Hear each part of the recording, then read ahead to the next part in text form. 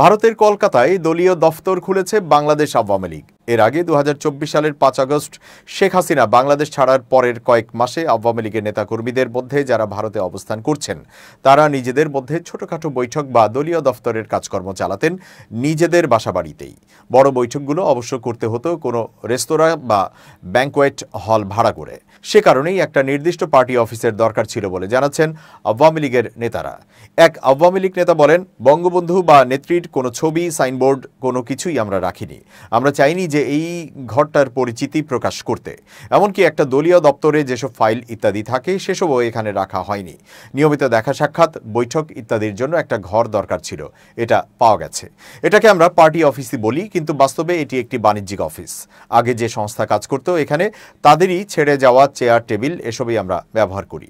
তিনি জানান, 30-35 জনের বৈঠক এই দপ্তরেই হয়ে যায়, কিন্তু একটু চাপাচাপি করে বসতে হয়। ছোটখাটো বৈঠক বিভিন্ন নেতাদের বাসাবাড়িতে এখনও হয়, তবে বড় বৈঠকগুলো যেখানে দুয়েক নেতাকর্মী হাজির হওয়ার কথা সেরকম বৈঠকের জন্য কোনো ব্যাংকোয়েট হল বা কোনো রেস্তোরাঁর একটি অংশ ভাড়া নিয়ে নেওয়া হয়।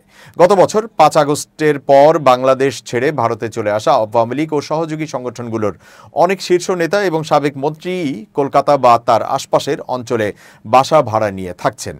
এর বাইরে বিভিন্ন পেশাজীবী, সরকারি কর্মচারী, পুলিশ কর্মকর্তা এবং অবসরপ্রাপ্ত সেনা কর্মকর্তারাও চলে এসেছেন ভারতে। মাস 6 আগে আওয়ামী লীগের সূত্রগুলো জানিয়েছিল অন্তত 70 জন সংসদ সদস্য, আওয়ামী লীগের বিভিন্ন জেলা সভাপতি সম্পাদক, উপজেলা পরিষদের চেয়ারম্যান, মেয়র সহ শীর্ষ নেতৃত্বের প্রায় 200 জন কলকাতা ও সংলগ্ন অঞ্চলে থাকছেন। সহযোগী সংগঠনগুলোর শীর্ষ নেতারাও থাকেন কলকাতার আশপাশেই।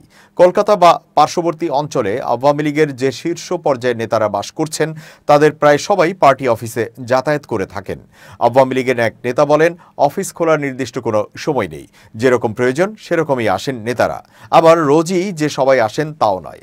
আসলে প্রয়োজনীয়তা ছিল একটা নির্দিষ্ট জায়গা গড়ে তোলা, সেজন্যই এই পার্টি অফিস। স্থানীয় এক ব্যক্তি বলেন, আওয়ামী লীগের এই নতুন পার্টি দপ্তরের ব্যাপারে ওই বাণিজ্যিক পরিসরে যাতায়াত করা সাধারণ মানুষ যে কিছু জানবেন না সেটাই স্বাভাবিক। দলেরও কোনো স্তরের নেতাকর্মীরা এই দপ্তরের ব্যাপারে কতটা জানেন সেটা জানা যায়নি, কিন্তু এটি নিশ্চিতভাবেই বলা যায় যে ভারতীয় গোয়েন্দারা এই দপ্তরের ব্যাপারে জানেন এবং ভারতের স্বরাষ্ট্র মন্ত্রণালয়ের শীর্ষ স্তরের অনুমোদন ছাড়া এই দলীয় দপ্তর থেকে আওয়ামী লীগের কাজকর্ম চলতে পারত না।